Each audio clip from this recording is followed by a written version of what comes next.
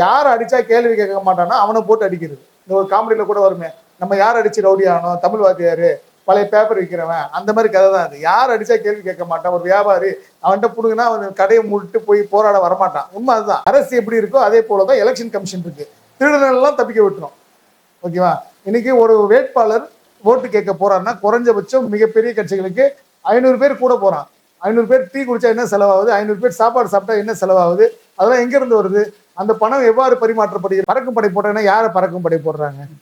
வடக்குல இருந்தா வராங்க. ஒரு ஸ்கூல் டீச்சரு, ஒரு விஏ ஆபீசரு, அவெல்லாம் காலங்காலமா அந்த அரசியல் லஞ்சம் வாங்கி பொழிச்சிருப்பான். உண்மை அதான். எனக்கு பயம் ஒண்ணும் கிடையாது. அவங்களால இவங்க வந்து அனுகூலம் அடைஞ்சிருக்கான்னு சொல்றேன். ஒண்ணும் இல்ல, நீங்க போய் உங்க ஊடகத்துல போய் அந்த எலெக்ஷன் பறக்கும் படை வந்து எங்க சோதனை செய்யுதோ அங்க நிறுத்தி பாருங்க. ஏதாவது ஒரு கொடி கட்டினக்காரங்க நிறுத்தினாங்களா? திமுகவை எதிர்த்து கட்சி தூங்கிய கமல் இன்னைக்கு கலைஞர் விட்டு கழிவறையை கழுவி கொண்டு இருக்கிறார். உண்மை தானே? அவர் பாத்ரூம் தானே கழுவிட்டு இருக்காரு. அதுதானே பண்றாரு. ஒரு ராஜ்யசபா எம்பி போதும் சொல்றாரு. இன்சைட் நேயர்களுக்கு வணக்கம். நம்முடன் அரசியல் சமூக ஆர்வலர் அருண்குமார் அவர்கள் வந்துடுவார். அவர் வணக்கம் அண்ணா. வணக்கம். வணக்கம். பார்த்தீங்கன்னா எலெக்ஷன் வந்துருச்சு. எலெக்ஷன் வந்தாலும் பார்த்தீங்கன்னா இந்த சிறிய வியாபாரிகள், இந்த பெரிய வியாபாரிகளை பார்த்தீங்கன்னா அந்த ஏதோ ஒரு பர்ச்சேஸ் பண்ணுறதுக்கு ஒரு பணம் வந்து ஒரு 40,000 50,000 ஒன்று பிடிச்சிக்கிறாங்க. அது பார்த்தீங்கன்னா மிகப்பெரிய ஒரு இப்போ இருக்கிற சூழ்நிலை பார்த்தீங்கன்னா மக்களுக்கு நம்ப இடத்துல இருக்கு. அதை பற்றி கருத்து. அதாவது இந்த தேர்தல் கமிஷனாக இருக்கட்டும், அரசியல் கட்சிகளாக இருக்கட்டும், மிகப்பெரிய கொள்ளையர்கள்லாம் தப்பிக்க விட்டுருவாங்க. அதாவது விஜய் மல்லையா மாதிரி இப்போ பல ஆயிரம் கோடி அடிச்சவங்கலாம் லண்டனில் போய் சொகுசாக இருப்பான். இங்கே 50,000 1,00,000 கடன் வாங்கின போட்டு பேங்க் நோண்டிட்டு இருக்கோம். அதே கதை தான் இது.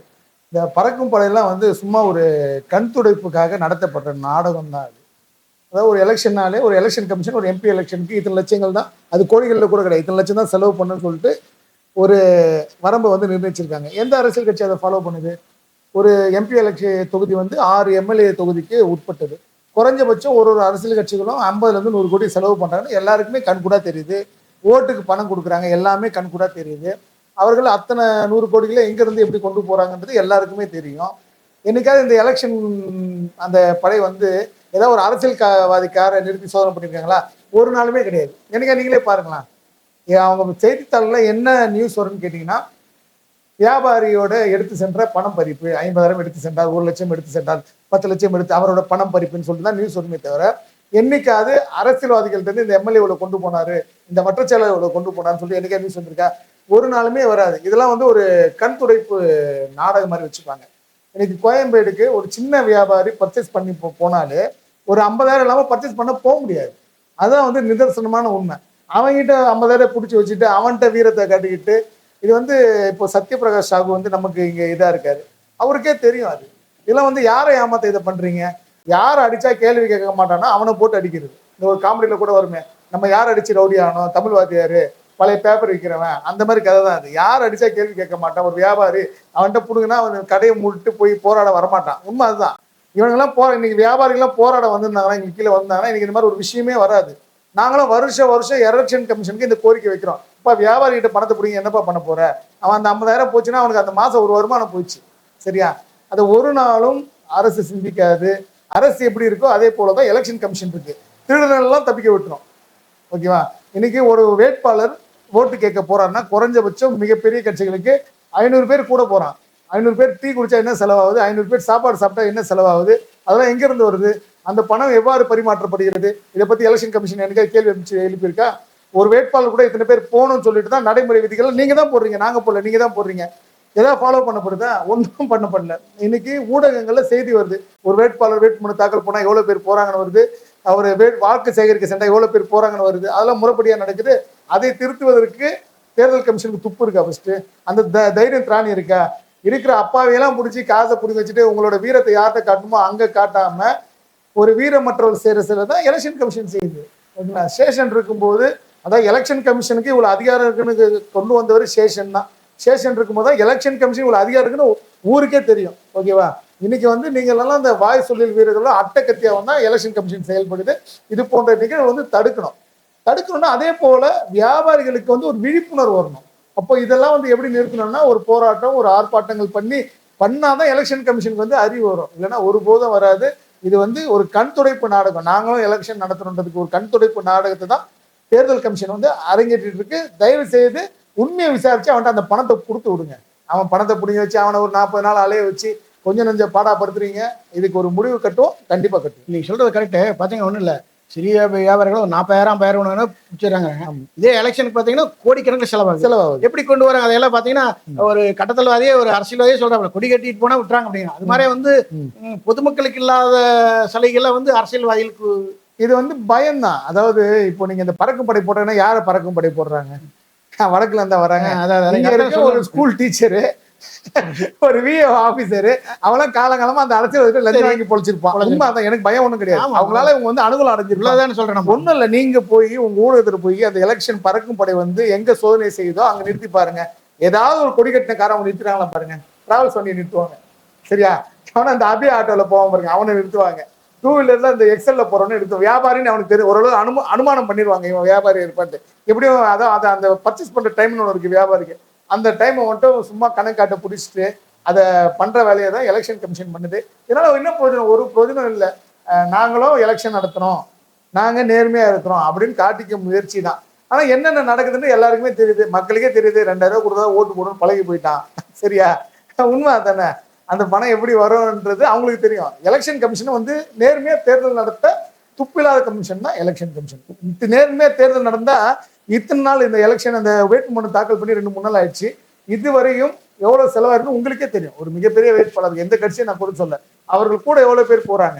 எல்லாரும் என்ன சும்மாவா போறாங்க வேலை வெட்டி? இன்னைக்கு வந்து 1000 ரூபாய் ஆகிட்டாங்களாம். முதல்ல போன எலெக்ஷன்ல 500 ரூபாய் இருந்தது வந்து இன்னைக்கு 1000 ரூபாய் ஆகிட்டாங்களாம். 1000 ரூபாய் கொடுத்தாதான் பிரச்சாரத்துக்கு வராங்களாம். அப்போ 500 × 1000 கணக்கு பண்ணிக்கணும். அது அவர்களும் சொல்லி குற்றம் இல்லை.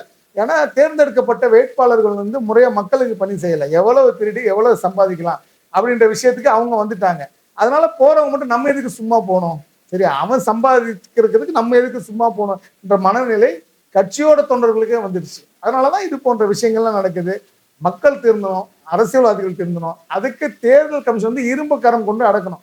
கரெக்டா அவங்களுக்கு எல்லாம் தெரியும் இப்படி போகுதுன்னு பண்ணி அவன் அந்த பணத்தை பறிமுதல் பண்ணி காசு கடுக்கோடாம பண்ணிட்டா என்ன பண்ண முடியும்? ஒரு 2 மிகப்பெரிய கட்சிகள் வந்து இன்னைக்கு ஒரு 3-4 அணிகளா இன்னைக்கு இருக்குது. சீமானோட சேர்த்து 4 அணிகளா இருக்குது. 4 அணிகளுமே காசு கொடுக்க விடாம, மக்களுக்கு ஓட்டுக்கு பணம் கொடுக்க விடாம, மக்களுக்கு சேர விடாம, ஓகேங்களா, அவங்களுக்கு குவார்டர் பிரியாணி வாங்கி கொடுக்க விடாம தேர்தலை நடத்தி காட்டிட்டா உண்மையிலே நேர்மையான அரசியல் உள்ளுக்கு வந்துடும். இப்ப யார் 4 பேருமே காசு கொடுத்தா அவன் என்ன பண்ணுவான்? யாரு உண்மையான ஆளுன்னு சொல்லிட்டு அவனுக்கு ஓட்டு போடுவான். அப்ப அவனுக்கு தெரியும் மக்கள் நம்மளை எடுத்துட்டாங்க, நம்ம ஒரு முறையா ஒரு நிர்வாகம் பண்ணுவோம், முறையா அரசியல் பண்ணுவோம், மக்கள் பணத்தை நம்ம கொள்ளடிக்க வேணான்ற முடிவுக்கு அவன் வருவான். சரியா? அப்ப எல்லாமே யார் கையில இருக்கு? தேர்தல் அதிகாரி கையில தான் இருக்கு. நீ அரசியல்வாதத்தை காசை வாங்கிட்டு ஒரு கண் துடைப்புக்காக இந்த மாதிரி நாடகம் நடத்தினா என்ன நடக்கும்? ஒண்ணுமே நடக்காது. நாடு போக போக மோசமா தான் போகும். துக்ளக் ஆட்சி தான் நடக்கும். பார்த்தீங்கன்னா நீங்க ஒரு சமூக ஆர்வலர் இல்லாம ஒரு விவசாய சிறு வியாபாரிகள் சங்கத்தினோட ஒரு சங்கத்தை ஒரு முக்கிய பொறுப்பு இருக்கிறீங்க. இப்போ வந்து இவங்க வந்து என்ன பண்றாங்கன்னா, அதாவது சிறு வியாபாரிகளுக்கு கொடுக்குற முக்கியத்துவம் கொடுக்கறது இல்லாம அவங்க டாஸ்மார்க் அவங்க வருமானம் வர டாஸ்மார்க் வந்து ஒரு முக்கியமான ஒரு இதை கொடுக்குறாங்க. அதை போக பார்த்தீங்கன்னா அதை வச்சு சினிமா படங்களை வருது. பார்த்தீங்கன்னா ஒரு படத்துல பார்த்தீங்கன்னா விஜய் அண்ணனுக்கு ஃபர்ஸ்ட் நைட்ல முதலிரவுல ஒரு ஏதாவது திங்ஸ் பிராண்டி விட்டு கொடுக்குற மாதிரி வருது. அது எப்படி சமூகத்துல எப்படி நம்ம அதை ஏத்துக்கிறது? அதாவது பணம் வருதுன்றதுக்காக மலம் தின்னக்கூட இழிப்பிறவிகள் வந்து இந்த நாட்டுல பெருகிட்டாங்க. விஜய் ஆண்டனியை பொறுத்தவரை ஒரு நல்ல நபர்னு சொல்லிட்டு தான் சமுதாயத்துல இதுவரையும் இருக்கு. ஏன்னா பிச்சைக்காரன் மாதிரி ஒரு சிறந்த படங்களை கொடுத்தவர். அவர் தனிப்பட்ட முறையில பேசும்போது கூட ஒரு சமூக ஆர்வத்தோட பேசுவார்ன்றதுனால அவருக்கு ஒரு மரியாதை இருந்தது. ஆனா அவர் படங்கள் தொடர் தோல்வி வந்ததுக்கு அப்புறம் அவரோட நடவடிக்கைகள் மாறிடுச்சு. இன்னைக்கு ஒரு 10 நாளைக்கு முன்னாடி சென்னை நகரம் எங்கும் ஒரு பெண் வந்து மது ஊத்தி கொடுக்குற மாதிரி. ஏற்கனவே இந்த சமூகம் எந்த அளவுக்கு சீரழிஞ்சிருக்குன்னு உங்களுக்கு தெரியும் மதுவால. ஓகேங்களா? தொடர்ந்து கொலைகள். இந்த பாண்டிச்சேரியில ஒரு பொண்ணை, ஒரு 19 வயசு பொண்ணை வந்து வன்புணர்வு செய்து கொன்னாங்க மது போதையில. தினந்தோறும் நான் செய்தித்தாள் எடுத்து பாருங்க, எத்தனை கொலைகள், கற்பழிப்புகள், வன்முறை சம்பவங்கள் தொடர்ந்து மதுவால் நடக்குதுன்னு உங்க எல்லாருக்குமே நமக்கு தெரியும். அப்போ மக்கள் என்ன நினைக்கிறான்? சினிமாவுக்கு தான் இன்னைக்கு முக்கியத்துவம் கொடுக்குறான். சினிமால நம்ம கதாநாயகர்கள் என்ன செஞ்சாலும் அது சரின்ற மனநிலைக்கு வந்திருக்கான். ஏற்கனவே விஜய்க்கு எதிராக நம்ம ஒரு வாட்டு போராட்டம் பண்ணியிருந்தோம். கடந்த அந்த ஒரு லியோ படமா, அதுக்கு கூட நம்ம விஜய்க்கு எதிராக நம்ம நிறைய விஷயங்கள் நம்ம பண்ணியிருந்தோம். அப்போ இன்னைக்கு இந்த இளம் தலைமுறை கஞ்சா, உங்களுக்கு நல்லா தெரியும், இன்னைக்கு ஜாஃபர் சாதிக் கைதானாரு. யாருக்கு வித்தாரு அந்த கஞ்சாவை? இங்க இருக்க தமிழ்நாட்டில் இருக்க இளைஞர்கள் தானே வித்தாரு. இளைஞர் எப்படி அவ்வளவு சீக்கிரம் கஞ்சா போதைக்கு மது போதைக்கு அடிமையானா? குடிதான் காரணம். சரியா? அவன் ஃபர்ஸ்ட் குடிக்க பழகுறான். 24 மணி நேரம் ஒயின் ஷாப்ல குடி கிடைக்குது. முதல்ல ஒரு 10-12 வயசு பையன் இந்த படங்களை பார்த்து தண்ணி அடித்தாதான் தாலி, சுகமோ சந்தோஷமோ நீ தண்ணி அடிக்கணுன்றது யார் கத்துக் கொடுக்குறது? சினிமா தான் அவனுக்கு கத்துக் கொடுக்குது. உண்மை அதுதான். கடந்த 20 வருடங்களுக்கு முன்னாடி இல்லாத மது பழக்கம் இன்னைக்கு ஏன் அதிகமா இருக்குன்னா முழுக்க முழுக்க விஜய் போன்ற நடிகர்கள் தான் காரணம். விஜய் ரஜினி வந்து ஒரு தலைமுறை சீரழிச்சார். சிகரெட் பழக்கத்துக்கு அடிமையானது யார் காரணம்? ரஜினி தான் காரணம். நான் சொல்ல, ஒரு ஆய்வறிக்கை சொல்லுது. அப்போ அது போன்ற விஷயத்துல இப்போ இன்னைக்கு விஜய் ஆண்டனி போன்ற ஆட்கள் எவ்வளவு தைரியமா பெண் மது ஊட்டி கொடுக்குற மாதிரி ஒரு செய்தி அமைச்சு அந்த படம் இன்னைக்கு வெளிவர போகுது. நம்ம அதுக்கு எதிராக ஒரு பிரஸ் மீட் கூட கொடுத்துருந்தோம். விஜய் அந்த நேரில் பார்த்தா செருப்பால் எடுப்பேன் பிரஸ் மீட்லாம் கொடுத்தோம். எத்தனை மாதர் சங்கங்கள் பொங்கி எழுந்தன? எத்தனை சமூக ஆர்வலர் போன ஆட்சியில பொங்கி எழுந்த கோவன் எங்க போனாரு? எத்தனை பேர் மதுக்கு எதிராக பேசினாங்க? இன்னைக்கு பட்ட பகல ரோட்ல ஓட்டுறான். அவருக்கு அது பிரஸ் மீட்ல என்ன பதில் சொல்ல? குடி வந்து இன்னைக்கு சாதாரணமாயிடுச்சு, குடிக்கிறதுல ஆண் என்ன பெண் என்னன்னு விஜய் ஆண்டனி பேசுறாரு. எங்க போனாங்க? அப்போ இந்த இளம் தலைமுறையை உள்ள இழுக்க, பணம் சம்பாதிக்க நீங்க என்ன வேணா பண்ணுவீங்க அப்படின்ற மாதிரி தான் ஆயிடுச்சு. இல்லை, இது பார்த்தா ஒரு திராவிடாவே அவங்க சொல்றாங்க பெண்களுக்கு எல்லா சமய உரிமை உண்டு, அதே மாதிரி இதுலயும் சமய உரிமை உண்டு. ஆண்கள் தனி அடிக்கிறாங்க, பெண்கள் அடிக்கலாம் அப்படிங்கிறது. விஜய் ஆண்டனி வீட்டுல அவங்க பெண்ணோ குழந்தைகளோ குடிப்பாங்கன்னு நினைக்கிறேன், மனைவியோ, அது எனக்கு தெரியல.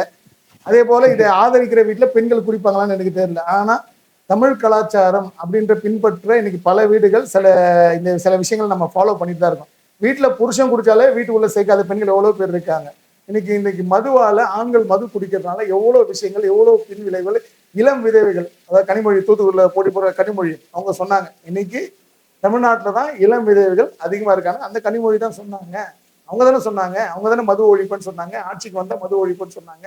அப்போ இது போன்ற விஷயத்துல இன்னைக்கு பெண்களும் மது குடிக்கலாம், அதுவும் சாதாரண விஷயம் அப்படின்ற ஒரு கலாச்சார சீர்கேட்டை இங்க கொண்டு வர வேண்டிய அவசியம் என்ன? ஏற்கனவே அந்த ஒரு 6 மிகப்பெரிய கம்பெனி, அந்த 6 மிகப்பெரிய கம்பெனி மிகப்பெரிய அரசியல்வாதிகள் வருது. அவங்களுக்கு வருமானம் பத்தலையான்னு தெரியல. ஆம்பளைக்கு மட்டும் மது குடிக்கிறாங்க, வருமானம் பத்தல, பெண்களுக்கும் ஊத்தி கொடுங்க. அதை எப்படி விதைக்க முடியும்? சினிமா மேலதான் விதைக்க முடியும். சினிமா மூலம் தான் இன்னைக்கு தமிழ்நாட்டில் நடக்கிற ஆட்சி, எம்ஜிஆர் அண்ணா முதற்கொண்டு சினிமாவால ஏற்படுத்தப்பட்ட ஆட்சி தான். சினிமாவோட தாக்கத்தால தான் இன்னைக்கு அரசியல்வாதி. இன்னைக்கு விஜய் 2 மணி நேரத்துல 50 லட்சம் உறுப்பினர் சேர்க்க முடியுது விஜயால. யாராலையும் முடியாது. எங்களை போன்ற சமூக ஆர்வலர்லாம் வாய்ப்பே கிடையாது. ஆனா விஜய் போன்ற ஒரு மிகப்பெரிய நடிகர் 2 மணி நேரத்துல 50 லட்சம் உறுப்பினர் சேர்க்கிறாருன்னா தமிழன் எந்த அளவுக்கு சினிமாவுக்கு அடிமையா இருக்கான்றது இது ஒரு சின்ன உதாரணம் போதும். ஏன்னா ஏறக்குறைய எவ்வளவு பெரிய அரசியல்வாதிகள், வேல்முருகன்லாம் மனம் நொந்து சொன்னாரு, நான் இந்த சமூகத்துக்காக இவ்வளவு போராடி இருக்கேன், ஆனா என்னால பண்ண முடியலன்றதை வேல்முருகன் போன்ற போராளிகள் சொன்னதை விஜய் போன்றவர்கள் ரொம்ப ஈஸியா செஞ்சு காட்டிடுறாங்க. அப்போ இந்த சினிமாவோட தாக்கம் வந்து இந்த சமூகத்துல இருக்கு. அப்போ நீ மது குடிக்கிற போன்ற காட்சி அமைச்சா அதை பாக்குற பசங்க நினைக்கும் இது சாதாரண விஷயம் அப்படின்ற மனநிலையை தான் அது கொண்டு வரும். அப்போ அது தவிர்க்கப்பட வேண்டிய விஷயம். அப்போ விஜய் ஆண்டனி போன்றவர்கள் கைது செய்யப்படணும். அது அவர்களுக்கு எதிராக மகளிர் அமைப்புகள் பொங்கி வரணும். யாருமே வர மாதிரி தெரியல. அவர்களுக்கு ஏதாவது ஒரு பப்ளிசிட்டி கிடைக்கணும் அப்படின்றத மட்டும்தான் முன்னாடி வரவங்க. இது போன்ற சமூக அவர்களுக்கு எதிராக யாரும் போராட முன்வரல. அதான் உண்மை. இன்னும் பார்த்தீங்கன்னா அப்போ எல்லாத்துக்கும் வந்து ஒரு அரசியல்வாதி மேலேயே ஒரு அரசாங்கத்து மேலே பயம் உருவாச்சுன்னு ஒரு சந்தேகம் இருக்குது. ஏன்னா இப்போ வந்து அந்த அரசாங்கத்துக்கு உண்டான சப்போர்ட்டாக தான் எல்லாம் பேசுகிறாங்க. பார்த்தீங்கன்னா மதுங்கிறது பார்த்தீங்கன்னா மிகப்பெரிய இது வந்து ஆன்லைன் ரம்மிங்கிறது அவ்வளோ ஒரு பாதிப்பு இல்லை. ஆனால் அதுக்கு சேர்ந்த அத்தனை அமைப்புகளும் ஆதார் சங்கம் இருக்கிட்டு, இவங்க கூட கூட்டணி சேர்ந்த அத்தனை திராவிட கட்சிகள் எல்லாம் இருக்குது, எல்லாருமே இருக்குது. பார்த்தீங்கன்னா அந்த ஆன்லைன் ரம்மி மட்டும் தடை ஒன்று போராடுறாங்களா, கையெழுத்து போட்டு அனுப்புறாங்க. அப்படிங்கிறது வந்து இங்கே நடக்கிற டாஸ்மார்க். அதனால தான் அதிகமாக ஒரு கிராமத்தில் பார்த்தீங்கன்னா ரம்மி விளையாட ஒருத்தர் 2 இருக்க வேண்டாம், அத்தனை பேர் டாஸ்மார்க் பிடிக்கிறதுப்பா. அதை ஒழிக்கணும்னு யாரும் போராட மாட்டாங்க. அப்போ அது வந்து அவங்களுக்கு என்ன தெரியுது, இந்த அரசியல்வாதிகளையும் இந்த அரசாங்கத்தையும் வந்து பார்த்து முழுசா பயந்து அவங்களுக்கு சப்போர்ட்டாவே எல்லாம் பண்ற மாதிரியே தோணுது. இல்ல, இந்த கருத்துல நான் முரண்படுறேன். ஆன்லைன்லயே நல்லது நீங்க சொல்லல. இல்ல, அது ஒரு மோசமான சமூக சீரழிவு. அந்த நேரத்துல நாங்க சரத்குமார்லாம் கைது பண்ணணும்னு சொல்லிட்டு கமிஷன் ஆஃபீஸ்ல மனு எல்லாம் கொடுத்தோம். அது எத்தனை தற்கொலைங்க, நீங்க அதை நியாயப்படுத்தாதீங்க. மது எந்த அளவுக்கு விஷயமோ அந்த அளவுக்கு மோசமான விஷயம் தான். அது போராடுறாங்க, இதுக்கே போராடல. யாரும் போராடலன்னா இப்போ போராடல. போன எடப்பாடி ஆட்சியில அத்தனை பேர் வீதியில உருண்டு போராடினாங்க. ஆமா, அப்ப வந்து ஆப்போசிட். அப்போ வந்து டாஸ்மாக் வந்து மோசமான விஷயமா இருந்தது. கனிமொழி ஆட்சியில வந்து கனிமொழியே பப்ளிக் மீட்டிங்ல சொன்னாங்க இத்தனை விவதை இருக்காங்க. இப்ப பாத்தீங்கன்னா அதை வந்து அது சொன்னாலே வந்து மலுப்புறாங்க. அதே கனிமொழி மீட்டிங்ல தான் ஒருத்தர் மேல ஸ்டேஜ்ல ஏறி பாடினார் பாத்தீங்களா. அதாவது சமூக போராளிகளை பொறுத்தவரை என்னன்னு கேட்டீங்கன்னா நாய்கள் மாதிரி ஆயிட்டாங்க. அந்த பிஸ்கெட் போட்டு அந்த நாய் வந்து அதை கவ வரும் தெரியுங்களா. அவர்கள் தான் இந்த சமூக போராளிகள். போன வாட்டி நான் எல்லாருமே சொல்றேன், திருமுருகன் காந்தியா இருக்கட்டும், கோவனா இருக்கட்டும், அவர்கள்லாம் வந்து அந்த பிஸ்கெட்டை தூக்கி போட்டு அந்த நாய் கடிக்க வரும்ல. என்ன குற்ற சம்பவங்கள் இந்த 3 வருஷத்தை குறைஞ்சிச்சு சொல்லுங்க? அதிகமா தான் ஆயிருக்கு. யாராவது எதிர்த்து ஒரு கண்டன குரல் கொடுக்குறாங்களா? ஊடகங்களும் சேர்த்து சொல்றேன். போன வாட்டி அந்த மதுவை அவ்வளவு பெரிய பிம்பமா காட்டின ஊடகங்கள் மது விற்பனை அதிகமா தான் ஆயிடுச்சு. அதனால குற்ற செயல்கள் அதிகமா தான் ஆயிடுச்சு. கடைகள்ல லஞ்சம் வாங்குவது, அதாவது அந்த மிரட்டி காசு வாங்குறது மது போதையில அதிகமா தான் ஆயிடுச்சு. கஞ்சா பழக்கம் அதிகமா தான் ஆயிடுச்சு. ஜாஃபர் சாதிக் போன்றவர்கள் கைது செய்யப்பட்டிருக்காங்க. யார் பேசுறாங்க? எந்த ஊடகங்களை விவாதங்கள் வச்சிருக்காங்களா? 1500 கோடி ரூபாய்க்கு கைது எந்த ஊடகங்கள் விவாதம் வச்சிருக்காங்க? இல்லை. அப்போ எல்லா ஊடகங்களுமே ஒரு குறிப்பிட்ட கட்சிக்கு ஆதரவா இருக்கா அப்படின்ற ஐயம் வந்து எங்களுக்கு எழுந்தது. ஏன்னா இதெல்லாம் வந்து சமூக சீரழிவு. அவ்வளவு பப்ளிக்கா விஜய் ஆண்டனிக்கு ஒரு பொண்ணு ஊத்தி கொடுக்குற மாதிரி ஒரு போஸ்ட் ஓட்டுறாங்க. ஒரு சிறு நடிகர்னா கூட ஒரு பெரிய, இப்ப விஜய் ஆண்டனி என்ன வந்து தெரியப்படுன நடிகர், அதை எதிர்த்து ஒரு குரல் கிடையாது. அவ்வளவு மிகப்பெரிய ஒரு கஞ்சா மாஃபியா தமிழகத்துல இருந்திருக்கு. அதாவது கஞ்சா இல்ல, அது தான் அந்த வேற ஏதோ கெட்டாமைன் ஏதோ சொன்னாங்க. வாயிலே நுழைய மாட்டேன், எங்களுக்கு எல்லாம் நுழைய மாட்டேன். அதாவது விரல் இடுக்குல கூட அதை வச்சுட்டு சொல்றாங்க. அந்த விரல் இடுக்குல கூட அதை வச்சுட்டு அந்த போதை கலாச்சாரம், அதாவது ஐரோப்பிய நாடுகள்ல என்ன கலாச்சாரம் இருக்கோ அது இன்னைக்கு தமிழ்நாட்டுல வந்துருச்சு. ஐரோப்பிய சில பேர் வந்து இதுக்கு வந்து ஆதரவா இருப்பாங்க மதுவுக்கு. ஏன் உலகமே வந்து இன்னைக்கு இதாச்சு, ஆணுக்கு பெண் சமம், அப்போ நீங்க இதெல்லாம் பத்தி பேசக்கூடாது, மது குடிக்கிறது வந்து நம்மளுடைய கலாச்சாரம் அப்படின்லாம் சில அதாவது உயர்தட்டு மக்கள் வந்து சொல்லுவாங்க. ஓகே, அப்படின்னா இன்னைக்கு ஐரோப்பிய கலாச்சாரம், இன்னைக்கு பிரான்ஸ்ல வந்து ஓப்பன் செக்ஸ் அலோடு, எங்க வேணா செக்ஸ் வச்சுக்கலாம், தமிழ்நாட்டுல வச்சுக்கங்க, எல்லாத்துக்கும் போராடுங்க, அதுக்கும் போராடுங்க. அதாவது ஒரு நாட்டுக்கும் ஒரு சட்டத்திட்டங்கள் இருக்கு. இன்னைக்கு வந்து இந்த இஸ்லாமிய கண்ட்ரிகள்லாம் வந்து புர்கா அலோவ் பண்றது வந்து கண்டிப்பா இருக்கணும்னு இருக்கு. அதாவது ஒருத்தங்களும் அவருடைய கலாச்சாரத்துக்கு ஏற்ற மாதிரி தான் அங்க நடக்கும். நீ அங்க இப்படி இருக்குன்னு இங்க இப்படி இருந்தா உங்க வீட்டு பசங்க அப்படி இருக்கலாம், உன்னோட மனைவி அப்படி இருக்கலாம், அதுக்காக எல்லாரும் அப்படி இருக்கணும்னு நீ போராடுறது தவறு. அரசு தான் இதை முறைப்படுத்தணும். அரசு இதை முறைப்படுத்தணும். நமக்கென்று ஒரு கலாச்சாரம் இருக்கு, நமக்கென்று ஒரு பண்பாடு இருக்கு. அந்த பண்பாட்டை பேஸ் பண்ணி இருக்கிறது அரசாங்கம். அதை நடைமுறைப்படுத்த வேண்டியது அரசோட கடமை. அப்போ இது போன்ற விஷய விதைகளை கைது செய்ய வேண்டியது. இப்போ ஒரு அன்னைக்கே விஜய் வந்து நீங்க விஜயோ ரஜினியோ நீங்க கண்டிச்சு இது மாதிரி இருந்ததுன்னா இன்னைக்கு இது வந்திருக்காரு. ஓகேவா? நான் வந்து அரசுக்கு பரிந்துரை பண்றேன், இது போன்ற போஸ்ட் ஓட்டுன அந்த டைரக்டரா இருக்கட்டும், அந்த ப்ரொடியூசர் இருக்கட்டும், அவர்கள் மீது வழக்கு போடுங்க, அவங்களுக்கு எதிராக மகளிர் அமைப்புகள் போராடுங்க. அப்போதான் இதுக்கு வந்து ஒரு விடிவுகாலம் வரும். இல்லைன்னா நாளைக்கு பாண்டிச்சேரியில் ஒரு ஆர்த்தி கொலை செய்யப்பட்டது போ நாளைக்கு எல்லா வீட்லயும் தான் நடக்கும். இப்போ நம்ம அது ஒரு 3 நாள் செய்தி ஆயிடுச்சு, பரபரப்பாயிடுச்சு, அதுக்கப்புறம் மறந்துட்டோம். நாளைக்கு அதே போதையில் இருக்க ஒருத்தன் உங்க வீட்டு பண்ண கை வச்சா நீங்க என்ன பண்ணுவீங்க? எல்லாருக்கும் தானே, அது எனக்கும் சேர்த்து தானே. அப்போ அதை கட்டுப்படுத்த வேண்டிய இடத்துல நம்ம இருக்கோம். அதுக்கு அரசு என்ன செய்யுதுன்னு நம்ம பார்ப்போம். இப்போ நீ சிறுவியார சங்கத்துல வந்து ஒரு முக்கிய பொறுப்பு இருக்கிறீங்க. பாத்தீங்கன்னா வர தேர்தல் 2024 தேர்தலில் உங்க அமைப்பு சேர்ந்த வந்து இந்த தேர்தலுக்கு எதுக்கு ஆதரவு இருப்பாங்க? அது இல்லாம பாத்தீங்கன்னா இந்த அரசியல்வாதிகளை பாத்தீங்கன்னா சிறு வியாபாரிகளுக்கு வந்து யாரும் வந்து பெருசா பண்றாங்க, கார்பரேட் கம்பெனி தான் பெருசா பண்றாங்க. இப்போ வர எத்தனையோ இதில் பாத்தீங்கன்னா சிறு வியாபாரிகளுக்கு வந்து யாரும் போராடுறதே இல்லை. பெரிய பெரிய கார்பரேட் கம்பெனி தான் வந்து இதா இருக்கு, உங்களுக்கு சப்போர்ட் யாருமே இல்லை. இந்த சூழ்நிலையில உங்க சங்கத்துல உங்க மூலியம் வந்து இந்த அரசியல் அமைப்புக்கு எந்த அரசியல் அமைப்புக்கு நீங்க வந்து நாங்க வந்து அதாவது எங்களுடைய இலக்கு வந்து சட்டமன்றத்திலே ஒரு நாடாளுமன்றத்திலே ஒரு வியாபார சங்க பிரதிநிதியா நாங்க போய் நான் வியாபாரி சங்க பிரதிநிதியா வந்திருக்கோம், எங்களுக்கு இவ்வளவு பிரச்சனை இருக்குன்னு பேசுறதா எங்களுடைய இலக்கு. நாங்க அதை நோக்கி தான் பயணிச்சுட்டு இருக்கோம். ஏன்னா இன்னைக்கு இந்த தேர்தல் அறிக்கைகளா இருக்கட்டும், எந்த ஒரு தேர்தல் அறிக்கையிலும் யாருமே வியாபாரிக்கு எதுன்னு சொல்லி யாருமே பண்றது கிடையாது. எந்த ஒரு அரசியல்வாதியுமே சரி வணிகர்களுக்காக போராடினதா வரலாறு கிடையாது. நாங்க தான் எங்களுக்காக போராடி இருக்கோம். இதுவே ஒரு சாதி மதம் இனம் அப்படின்னா அரசியல்வாதிகள் அதுக்காக போராடுறாங்க. எந்த வேறு வியாபாரிகளுக்காக அரசியல்வாதிகள் போராடிய வரலாறு உண்டா? கிடையவே கிடையாது. அப்போ எங்களுக்கான அரசியல் பகிர்வு வந்து வேணும். எப்படி மகளிருக்கு இவ்வளவு இடஒதுக்கீடு, இந்த சாதிக்கு இவ்வளவு இடஒதுக்கீடு, ஏன்னா இந்த அஜெண்டா அப்படித்தானே பண்றாங்க அரசியல்வாதிகள். இப்போ நீங்க பார்த்தீங்கன்னா இந்த சாதிகள் அடிப்படையில் தான் இடங்களை பங்கிட்டு கொடுக்குறாங்க. அதான் நிதர்சனமான வணிகள். சமூக நீதி பேசுகிற கட்சியாக இருக்கட்டும், சாதி மறுப்பாளர்கள் கட்சியாக இருக்கட்டும், தேசியம் பேசுகிற கட்சியாக இருக்கட்டும், எந்த கட்சிகளாக இருந்தாலும் அவரோட அந்த பகிர்வை பார்த்தீங்கன்னா அந்த சாதியின் அடிப்படையில் தான் அந்த இடப்பகிர்வு இருக்கு. அப்போது வந்து அவங்க வந்து ஏன் அப்படி பண்றாங்கன்னா, அப்போ இப்படி பண்ணாதான் இந்த சாதிக்காரோட ஓட்டு நமக்கு வரும். ஆனா வியாபாரிகள் ஒட்டுமொத்த சாதி இனம் மதத்தை கடந்தவங்க வந்து வியாபாரிகள் மட்டும்தான். அப்போ அவர்களை இந்த அரசு கண்டுகொள்றதில்லை. ஒட்டுமொத்த கார்பரேட் மயமாக வணிகம் மாறிவிட்ட பின்பும் கூட எங்களோட கூக்குரல் வந்து அவர்களுக்கு கேட்கறதில்லை. அப்போ என்னன்னா நம்ம வந்து ஓட்டு போடுற இடத்துல, ஓட்டு நிர்ணயிக்கிற இடத்துல இந்த வியாபாரிகள் இல்லை, இவர்கள் வந்து இவர்களோட ஓட்டு வந்து ஒன்னா விழாது அப்படின்ற ஐடியாலஜிக்கு வந்து அரசியல் கட்சிகள் வந்துச்சு.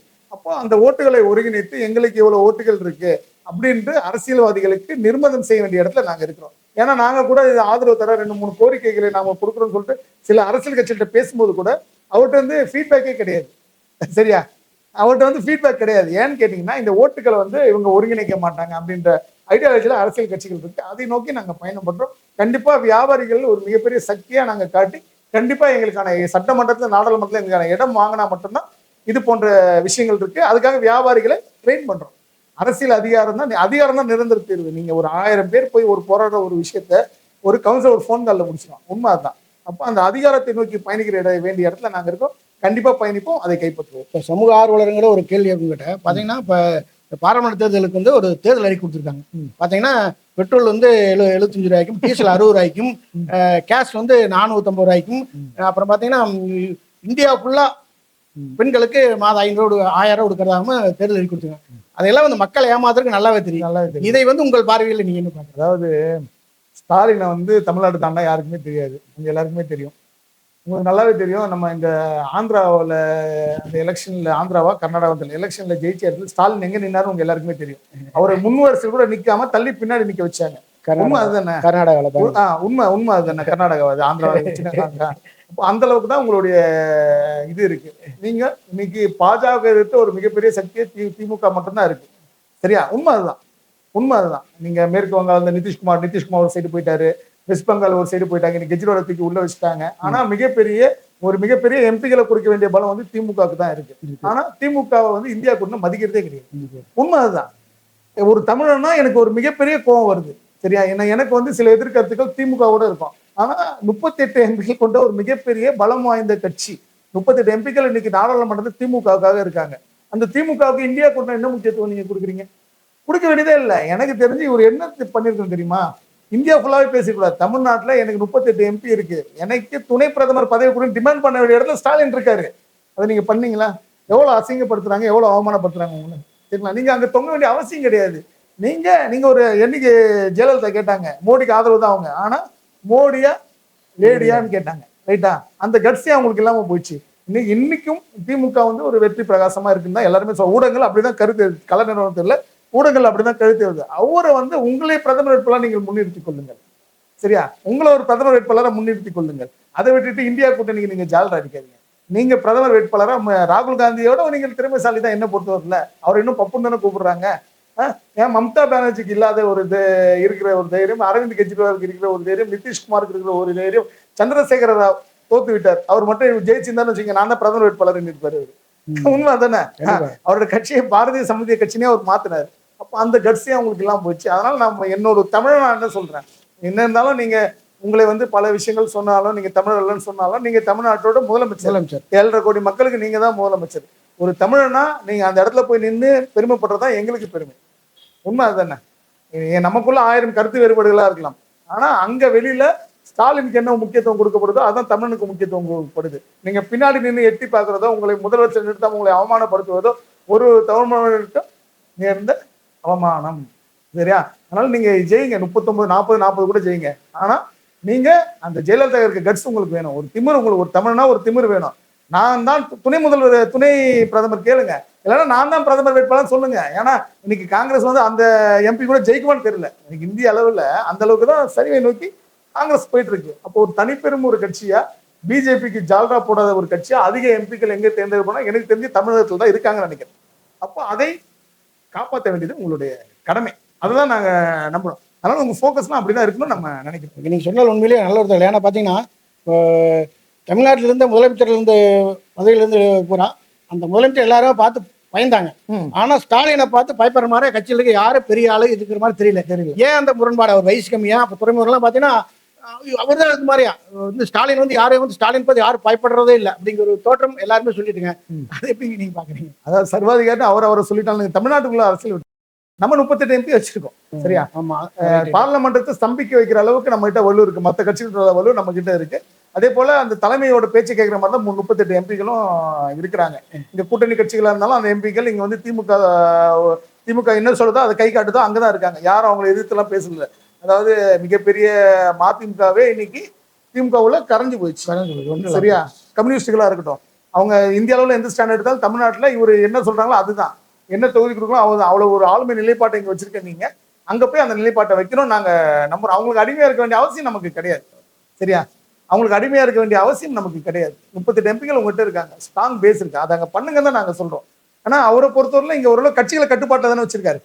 இப்போ நீங்க யாரும் அவரை மீறி ஒன்றும் பண்ண முடியல. விடுதலை சீட்டுல அவ்வளவு பெரிய மாநாடு நடத்தினாங்க, 2 சீட்டுக்கு மேல வாங்க முடியல. அதே கம்யூனிஸ்ட் 2 சீட்டுக்கு மேல வாங்க முடியல. ஆனானப்பட்ட கமல், திமுகவை எதிர்த்து கட்சி தூங்கிய கமல் இன்னைக்கு கலைஞரை விட்டு கழிவறையை கழுவி கொண்டிருக்கிறார். உண்மை தானே? அவர் பாத்ரூம் தானே கழுவிட்டு இருக்காரு, அதுதானே பண்றாரு. ஒரு ராஜ்யசபா எம்பி போதும் சொல்றாரு. அவர் சொன்ன பெண்களுக்கு 1000 ரூபாய் அதை காப்பி அடிச்சு அடிச்சாங்க. அவரே வந்து அங்க போய் ஒண்ணுமே பண்ண முடியல. என்ன பண்ண முடிஞ்சது கமலால? கலை என்னது அறிவாலயத்து கழிவறையை தான் கமல் கழுவி கொண்டிருக்காங்க. எவ்வளவு பெரிய கட்சிக்கிறாலும் அதை தங்கள் ஆளுமைக்குள்ள வைக்கிற திறமை வந்து திமுகவுக்கு இருக்கு. அப்ப அந்த ஆளுமையை அவர்கள் இந்திய அளவுல பண்ணி ஜெயலலிதா எப்படி சொன்னாங்களோ அது மாதிரி ஒரு ஆளுமையை எடுத்து பிரதமர் பதவியை நோக்கி நம்ம முன்னேறணும். ஏன்னா காமராஜருக்கு அந்த சான்ஸ் கிடைச்சிது, மூப்பனாருக்கு அந்த சான்ஸ் கிடைச்சி கலைஞருக்கு எடுத்துட்டான்னு சொன்னாங்க. அது நம்ம அந்த டைம்ல இல்ல, அது உண்மையா பொய்யா நமக்கு தெரியல. ஆனா அதற்கான வாய்ப்புகள் இப்போ நமக்கு கைகூடி வருது. ஏன்னா பிரதமர் இப்போ வந்து 400 தொகுதிக்கு 400 தொகுதிக்கு மேல நாங்க வென்று ஒரு தனி பெரும் சக்தியாக இருப்போம் அப்படின்னு சொல்றாரு. நல்ல விஷயம் தான். ஆனா ஜனநாயகத்தை பொறுத்தவரையில ஆக பெரும் எதிர்கட்சிகள் இருந்தால்தான் அந்த ஜனநாயகம் செழித்து வளரும். ஒருத்தருக்கு 400 சீட், நீங்க இப்போ புதின் அவ்வளவு பெரிய ஆள் இருந்தாரு, ஆனா இன்னைக்கு ரஷ்யாவில மறுபடியும் சர்வதேசத்தை கொண்டு வந்துட்டாரு. ஒருவர் 3 முறைக்கு மேல அதிபரா இருக்கக்கூடாதுன்றதை மாத்தி எழுதிட்டாரு. அப்போ இந்தியாவை பொறுத்தவரையில இது போன்ற தனிப்பெரும் வளர்ச்சி வந்து சர்வாதிகாரத்தில் தான் முடியும். அப்போ ஜனநாயகத்தை காப்பாற்ற வேண்டிய அமைப்பு வந்து எதிர்கட்சிகள் இருக்கு. அப்போ நீங்க வளர்ந்து செழித்து வளர்ந்தால்தான் எதையும் கட்டுப்படுத்த முடியும். சரியா? ஜனநாயக ரீதியா நீங்க எதிர்கட்சியா வந்தால்தான் பெட்ரோல் டீசலை 75 ரூபாய்க்கு கொண்டு வர முடியும். இல்லைன்னா வாய்ப்பு கிடையாது. நீங்க எலெக்ஷன் முடிஞ்சோன்னு மறுபடியும் 100 ரூபாய்க்கு போகும். அது எல்லாருக்குமே தெரியும், எல்லாருக்குமே தெரியும். நம்ம இப்போ கடந்த ஒரு வருடங்களா ஏன் பெட்ரோல் டீசல் விலை ஏற்றப்படலன்னா, ஏத்துனா அதை வந்து ஓட்டுல காட்டிடுவாங்க, எல்லாருக்குமே தெரியும். தேர்தல் முடிஞ்ச உடனே பன்னாட்டுல கச்சா எண்ணெய் விலை அதிகமாயிடுச்சு, ஏத்த போறாங்க. இதெல்லாம் நாங்க காலங்காலமா பார்த்துட்டு தானே இருக்கோம். அதை கட்டுப்படுத்தணும்னா எப்படி பெட்ரோலிய நிறுவனங்கள் தன்னிச்சையா முடிவெடுக்கலான்ற அதிகாரத்தை வந்து பாராளுமன்றத்துல காங்கிரஸ் ஆட்சி தான் நிறைவேற்றப்பட்டது. அது பிஜேபி ஆட்சியில காங்கிரஸ் ஆட்சி தான். அப்ப அந்த சட்ட திருத்தத்தை கொண்டு வரணும். அப்ப அந்த சட்ட திருத்தத்தை கொண்டு வரணும்னா நீங்க ஒரு பலம் வாய்ந்த ஒரு எதிர்கட்சியா இருந்து தனிப்பட்ட கட்சிகள் ஓட்டெடுப்பு எடுத்து அதை பண்ணக்கூடாது. அப்போ அந்த அமைப்புக்கு நீங்க போகணும் தான் நாங்க விரும்புறோம். இப்போ நீங்க கமலை பத்தி சொன்னீங்க, அதனால ஒரு இது கமல் மாதிரியே நிலைமை கண்டிப்பா விஜய்க்கு வரும்னு ஒரு இருக்கு. கண்டிப்பா விஜய்க்கு அவரு அரசியல் அந்த அளவுக்கு வர முடியுமா? அவரு இல்ல, கமலுக்கும் விஜய்க்கும் ஒரு சின்ன வித்தியாசம் என்னன்னு கேட்டீங்கன்னா, கமல் நான் நடிச்சும் போன வரணும், அரசியல்லாம் இருப்பேன்னாரு. ஆனா விஜய் வந்து என்ன சொல்லியிருக்காருன்னா, இந்த படத்தோட நான் அரசியல் வாழ்க்கை, அதாவது சினிமா வாழ்க்கை முடிஞ்சிச்சு அப்படின்ற மாதிரி சொல்லியிருக்காரு. அது போன்ற முழு நேர அரசியல்வாதியா வந்தாருன்னா அவர் வெற்றி பெறுவதற்கான வாய்ப்புகள் இருக்கு. எனக்கு அங்கேயும் பணம் வரணும், நான் அரசியலும் பண்ணுவேன்னா அதுக்கு வாய்ப்புகள் இல்லை. ஏன்னா நம்மளாம் விஜய் எதிர்த்தவங்க. ஏன்னா விஜயை நம்பி நம்ம எப்படி எதிர்த்தோம்னா, விஜய் ஒரு சின்ன விஷயம் பண்ணா ஒரு சின்ன குழந்தை அதை பண்ணுது, அதனால நீங்க மது குடிக்காதீங்க அப்படின்ற விஷயங்களை வந்து நம்ம அவருக்கு சொன்னோம். உண்மை அதுதான். சரியா? எம்ஜிஆர் அப்படிதான் இருந்தாரு, ரைட்டுங்களா? அப்ப அது போன்ற ஒரு பாதை நீங்க தேர்ந்தெடுக்கும்போது அதெல்லாம் நீங்க பண்ணக்கூடாதுன்னு சொல்லி நம்ம அவருக்கு எதிராக அவர் கைது பண்ணணும்னு நம்ம டிஜிபி ஆஃபீஸ்ல மனு கொடுக்குறோம். இன்னைக்கு ஒரு அரசியல் கட்சியா வரும்போது அவர் வந்து இந்த மது புகைக்கு எதிராக அவர் பேசிதான் ஆகணும். ஓகேங்களா? எப்படி அந்த ஸ்ட்ராட்டஜி எடுக்கிறாரு அது வந்ததுக்கு அப்புறம் தான் நம்ம சொல்ல முடியும். வரதுக்கு முன்னாடி நம்ம சொல்ல முடியாது. கமல் வந்து நம்ம அப்படி கமல் வந்து ரிட்டையர் ஆகிற வயசுல தானே அரசியல் பண்றாரு. 70 வயசுல தான் வந்து 70 வயசுல வந்து என்ன பண்ண முடியும்? உங்க ரசிகர்கள் எத்தனை வயசு இருக்கும்? உங்களுக்கு 70 வயசு, அவனுக்கு 70 வயசு இருக்கும். அவங்களால ஒரு மிகப்பெரிய தாக்கத்தை உண்டு செய்ய முடியாது. விஜய் அப்படி கிடையாது. எல்லாம் சின்ன சின்ன பசங்க, 17-18 வயசு பசங்க. ஒரு மிகப்பெரிய இங்க விடுங்க, அவர் இங்க விட்டு கேரளால முதல்வர் ஒரு கூட்டம் இருக்காரு. அந்த அளவுக்கு கூட்டம். தமிழ்நாட்டு விடுங்க, அந்த கூட்டம்லாம் பார்க்கும்போது அவர் கேரளால, அதாவது ஒரு படம் ரிலீஸ் ஆச்சுன்னா ட்ரெயின்ல கேரளா ட்ரெயின்ல 2 பக்கம் படத்தை ஒட்டி அவ்வளவு ஒரு பெருசா பண்றாங்க. இன்னைக்கு அவர் ஒரு 4 நாள் படப்பிடிக்க போனாரு, கேரளாவே ஸ்தம்பிக்க வச்சுட்டாங்க. பினராயி விஜயன் கூட அவர்கிட்ட டைம் கேட்டார், அவங்க கூட ஒரு செல்ஃபி எடுத்து போட்டா ஊடகங்கள்ல வந்து செய்தி எனக்கு தெரியல, போட்டா இந்த இளைஞர்கள் ஓட்டுல நமக்கு வரும் அப்படின்ட்டு. அந்த அளவு ஒரு பெரிய தாக்கத்தை வந்து பக்கத்து மாநிலத்தில் ஏற்பட்ட அளவுக்கு விஜய்க்கு வந்து வலு இருக்கு. அதை ஒரு ஆக்கப்பூர்வ சக்தியா கொண்டு போகணுன்றது எங்களோட ஆசை. மறுபடியும் இளைஞர்களை வந்து அடிதடி பண்றதுக்கோ ஓட்டு போடுறதுக்கோ உங்களுக்கு பேனர் கொடி பிடிக்கிறத விட்டுட்டு ஒரு மாற்றமான ஒரு அரசியலை கொண்டு வந்தாருன்னா எங்களை பொண்ணுங்க மகிழ்ச்சி தான். நாங்க என்ன நினைக்கிறோம், நாட்டுல பிரச்சனை இருக்கக்கூடாது, சமூக சீர்திருத்தம் இருக்கக்கூடாது தான் போராடுறோம். அதை யார் கொண்டு வந்தாருன்னு? ஸ்டாலின் கொண்டு வந்தா எங்களுக்கு என்ன, எடப்பாடி கொண்டு வந்தாருன்னா, விஜய் கொண்டு வந்தாருன்னு, யாராவது நாட்டுக்கு நல்லா இருக்கணும். அதை நோக்கி நீங்க பயணிங்க, உங்களோட சுய லாபத்துக்காக இதை யூஸ் பண்ணிக்க ஒரு கோரிக்கை. மகிழ்ச்சி தான். நல்ல இவ்வளவு பெரிய கிடைக்காது இல்ல, யாரு கிடைக்கும்? பெரிய அரசியல் கட்சிகள் எல்லாம் காசு கொடுத்து தான் கூட்டு வராங்க, எல்லாருக்குமே தெரியும். அப்போ காசு கொடுக்காம இவ்வளவு பெரிய இளைஞர் சக்தியை கூப்பிடுறது சாதாரண விஷயம் கிடையாதுல்ல. அப்போ அது போன்ற ஒரு முகம் உங்களுக்கு, பிம்பம் உங்களுக்கு இருக்கும்போது அதை ஆக்கப்பூர்வமா பயன்படுத்தினா மகிழ்ச்சி தான் எங்களுக்கு. மறக்கிறது நல்ல தகவல் கொடுத்து உண்மையா சொன்னதுக்கு ரொம்ப நன்றி. ரொம்ப நன்றி.